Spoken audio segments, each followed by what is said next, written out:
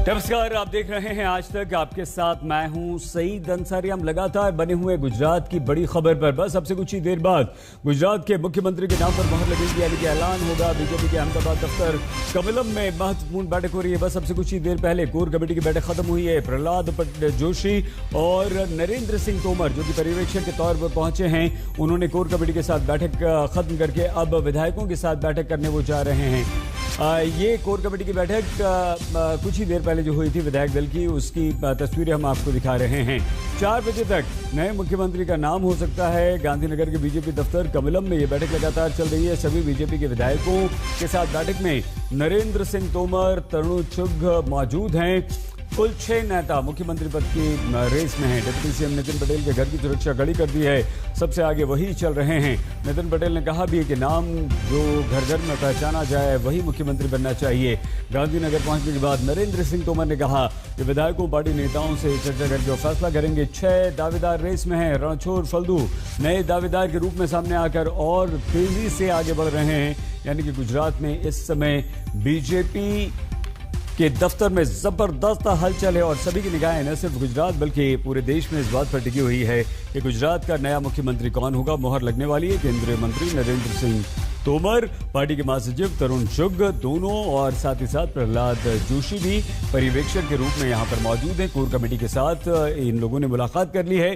बस अब से कुछ ही देर पहले कोर कमेटी के साथ ये बैठक खत्म हुई है और उसके बाद अब विधायकों से इस समय मिल रहे हैं। समय कम है। कहा यह गया है कि हम फैसला आज ही कर देंगे। कहा यह भी गया है कि 4 बजे तक हम मुख्यमंत्री के नाम का ऐलान कर देंगे। इसका मतलब सिर्फ आधे घंटे का इंतजार आपको और हमें करना है और उसके बाद गुजरात का नया मुख्यमंत्री कौन होगा। लेकिन यहाँ पर यह भी ध्यान रखने वाली बात है कि बीजेपी की तरफ से हमेशा चौंकाने वाला नाम भी सामने आ जाता है। लेकिन विधायक दल की बैठक शुरू हो गई है। लीजिए खबर आ गई। कोर कमेटी की बैठक के बाद विधायक दल की बैठक भी शुरू हो चुकी है और इस बैठक में फैसला हो जाएगा। तो क्या आला कमान यानी कि दिल्ली से जो नाम भेजा गया है नरेंद्र सिंह तोमर, उस नाम की घोषणा करेंगे, विधायकों को समझाएंगे बुझाएंगे, विधायकों को सिर्फ बताया जाएगा, या लोकतांत्रिक प्रक्रिया के तहत विधायक दल की बैठक में विधायक अपना नेता चुनेंगे यानी कि मुख्यमंत्री चुनेंगे। देखना होगा। लेकिन हाँ, ये सच्चाई है कि बस इंतजार खत्म हो गया है। तो बीजेपी के प्रदेश अध्यक्ष CR पाटिल भी रेस में आगे चल रहे हैं और नितिन पटेल तो हैं ही। इसके अलावा मनसुख मांडविया जो कि केंद्रीय स्वास्थ्य मंत्री हैं, वो भी रेस में आगे चल रहे हैं। उनका नाम भी चल रहा है और बीजेपी के विधायक दल की बैठक इस समय शुरू हो चुकी है।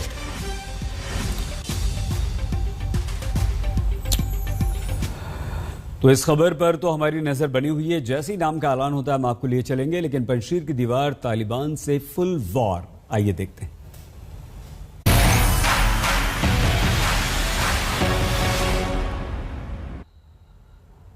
तालिबान के पंजे और कब्जे से काफी दूर और स्वतंत्र पंजशीर को लेकर तरह तरह के दावे। तालिबान ये कहता है कि पंजशीर पूरी तरह से उसकी मुट्ठी में आ चुका है, तो पंजशीर के विद्रोही लड़ाके मोर्चे पर डटे होने का दावा कर रहे हैं। कह रहे हैं कि अंतिम सांस तक हम लड़ेंगे।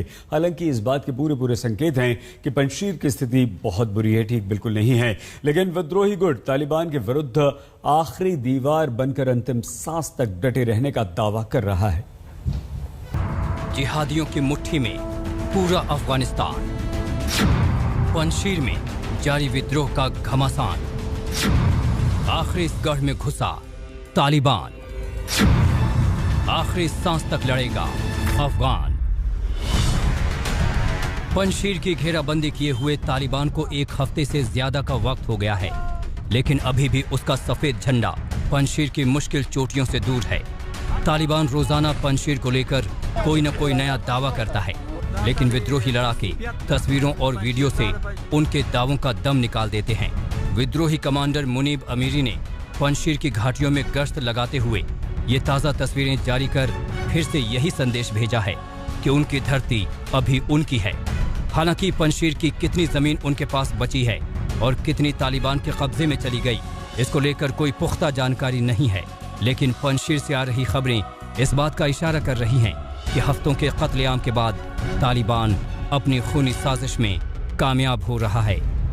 जिस लाइब्रेरी से अमरुल्लाह सालेह ने अपना आखिरी वीडियो संदेश भेजा था, ठीक उसी जगह से एक तालिबानी की हथियारों के साथ तस्वीर सोशल मीडिया पर वायरल है।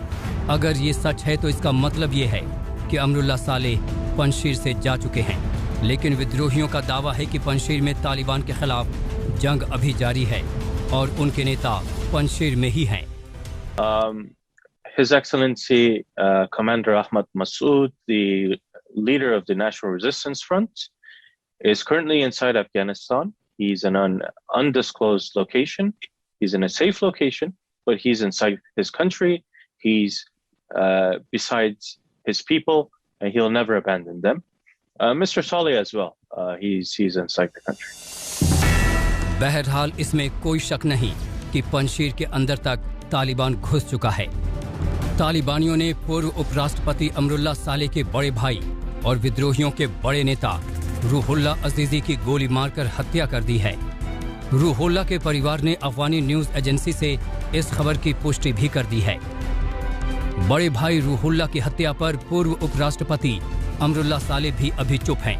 पिछले हफ्ते तक वो सोशल मीडिया के जरिए करीब रोजाना तालिबान के खिलाफ आवाज बुलंद करते रहते थे, लेकिन पिछले कुछ दिनों से उन्होंने कोई संदेश नहीं दिया है। इसका साफ मतलब यही है कि पंजशीर में हालात ठीक नहीं हैं और तालिबान की पहुंच विद्रोहियों के ठिकानों तक हो गई है। सालेह ने अपने आखिरी वीडियो संदेश में भी आगे बढ़ते खतरे का इशारा कर दिया था।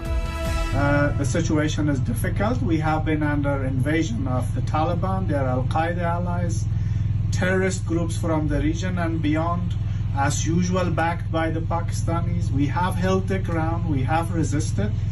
The resistance is not going to surrender, it's not going to bow. Ahmad के पिता अहमद शाह मसूद के कब्र के साथ तालिबानियों की तोड़फोड़ और बदसलूकी की तस्वीरें पहले ही आ चुकी हैं। यानी तालिबान के खिलाफ खड़ा एकमात्र गढ़ पंजशीर धराशायी होने की कगार पर है। सिर्फ विद्रोही ही नहीं, सच की बात करने वाला हर एक शख्स तालिबान का दुश्मन है। अफगानी पत्रकारों की तो जान पर बनाई है। जो लोग देश छोड़कर नहीं गए वो अपने काम के बदले जान दांव पर लगाने को मजबूर हैं।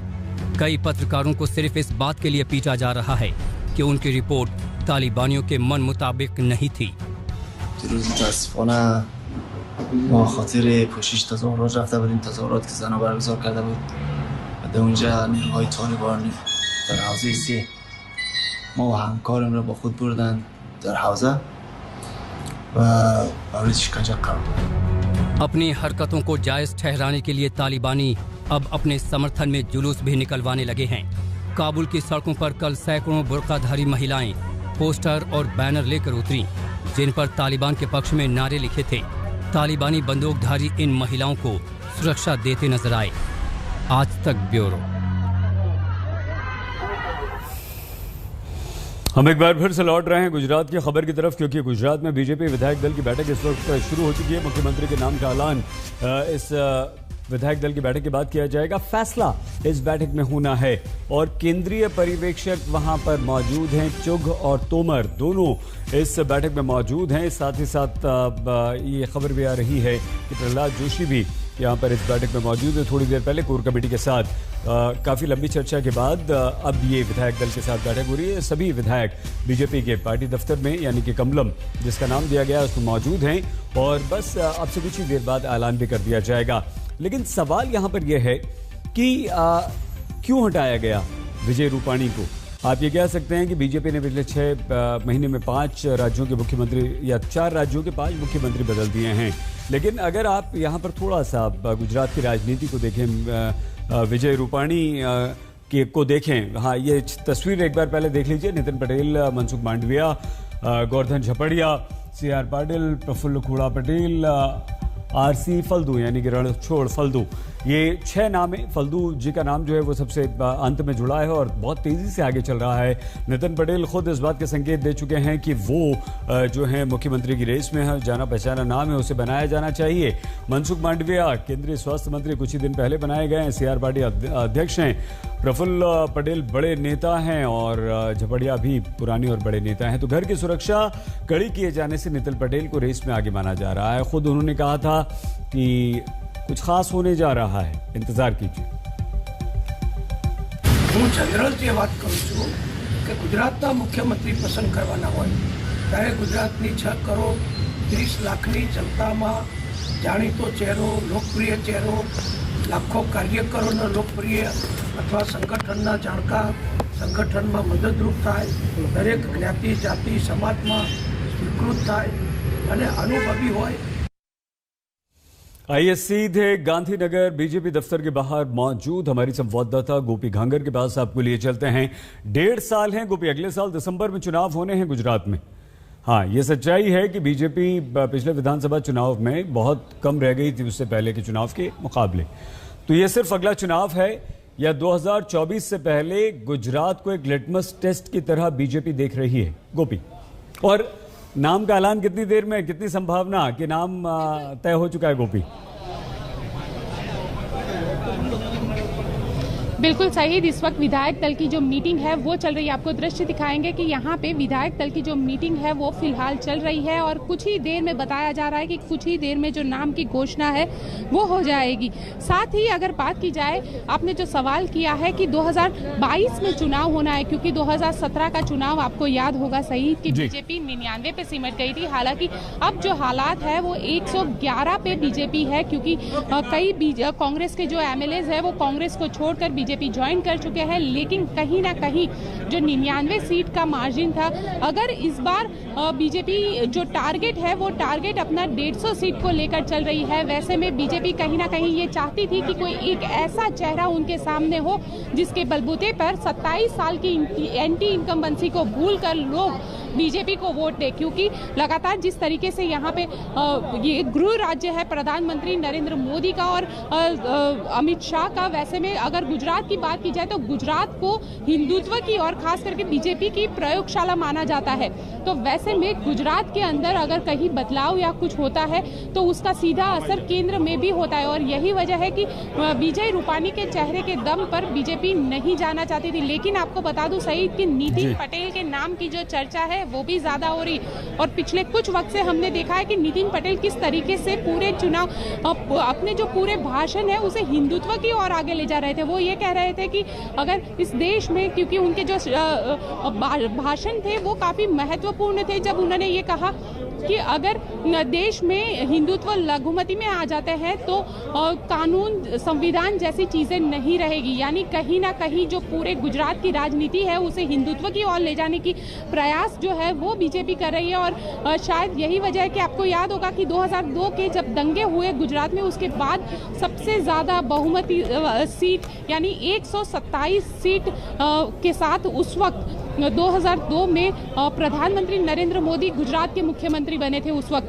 तो कहीं ना कहीं हम कह सकते हैं कि जिस तरीके की राजनीति चल रही है और उस राजनीति में विकास को एक साइड रखकर अब हिंदुत्व के मुद्दे पर बीजेपी जाने के प्रयास में लगी हुई है। और जो कोर कमेटी की मीटिंग है वो इस वक्त चल रही है। आप देख सकते हैं कि यहाँ पे कोर कमेटी की मीटिंग को लेकर जो सारे मीडिया है वो बताया जा रहा है कि कोर कमेटी की मीटिंग में सारे जो मीडिया कर्मी हैं उनके कैमरे को विजुअल्स के लिए भेजेंगे। हर कोई इंतजार कर रहा है, लेकिन इंतजार इस बात का भी है कि गुजरात का अगला मुख्यमंत्री कौन होगा, क्योंकि 4 बजे तक इस नाम की जो घोषणा है वो जरूर हो जाएगी। सईद गोपी, इसे मुख्यमंत्री को बदलना किस तौर पर हम देखें, या जिस तरह से सीआर पाटिल को सार्वजनिक तौर पर यह कहना पड़ा था, बयान देना पड़ा था कि नई मुख्यमंत्री बदलने की जो बात है वो गलत है, ऐसा नहीं होगा।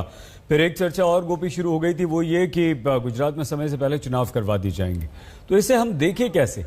क्या ये विजय रूपाणी के प्रति गुजरात की नाराजगी थी या आलाकमान कोई और संदेश देना चाहता था? देखिए, विजय रूपाणी के लिए ये कहा जाता है कि उनका जो फेलियर है उनके अलग अलग, क्योंकि एक ये ज़रूर हम कह सकते हैं कि विजय रूपाणी काफ़ी अच्छे इंसान थे, लेकिन जिस तरीके की राजनीति के अंदर इस वक्त बीजेपी गुजर रही थी, क्योंकि गुजरात के अंदर कोरोना के बाद जो हालात बीजेपी के हुए थे, लगातार उन पे फेलियर का जो सिंबल लगाया जा रहा था, उसी चेहरे के साथ कहीं ना कहीं बीजेपी जो है वो मैदान 22 के चुनावी मैदान में उतरना नहीं चाहती पाती थी और शायद यही वजह थी कि लगातार बीजेपी जो है वो मुख्यमंत्री के चेहरे को लेकर सवाल खड़े कर रही थी। बीजेपी के सामने मुख्यमंत्री के चेहरे को लेकर सवाल खड़े हो रहे थे। अब जब मुख्यमंत्री विजय रूपाणी के जरिए इस्तीफा दिया गया है, उनका जो फेलियर है उसे कोविड को लेकर माना जा रहा है कि कोविड साथ ही जो दूसरे अगर कहे तो सरकार और संगठन के बीच में जो तालमेल ना होना, उसे भी एक प्रमुख वजह के तौर पर बताया जा रहा है। साथ ही जो अधिकारी थे, कहीं ना कहीं हमें जब से मुख्यमंत्री विजय रूपाणी बने थे तब से ये कुछ जो विधायक है वो लगातार ये शिकायत कर रहे थे कि मुख्यमंत्री विजय रूपाणी की जो अधिकारी है उनके सामने नहीं चलती है। इस तरीके की बातें भी सामने आया करती थी। तो अधिकारी राज ज्यादा हो गया था, ना कि सरकार का राज चल रहा था। तो यही वजह है कि अलग अलग वजहों की वजह से कहीं ना कहीं मुख्यमंत्री विजय रूपाणी को फेल माना जा रहा था और उनका जो इस्तीफा है वो लिया गया। 2022 के चुनाव के लिए हो सकता है कि ऐसा चेहरा सामने रखा जाए जिसके चेहरे के बलबूते पे बीजेपी 150 बिल्कुल ठीक है गोपी, समय थोड़ा सा कम है, ब्रेक लेना है इसलिए रोक रहे हैं आपको। बहुत सारे सवाल हैं जो हम गोपी से पूछेंगे, लेकिन बस कुछ ही पलों में, कुछ ही देर में घोषणा होने वाली है गुजरात के अगले मुख्यमंत्री की। आज तक की नजर इस पर बनी हुई है, आप देखते रहिए आज तक।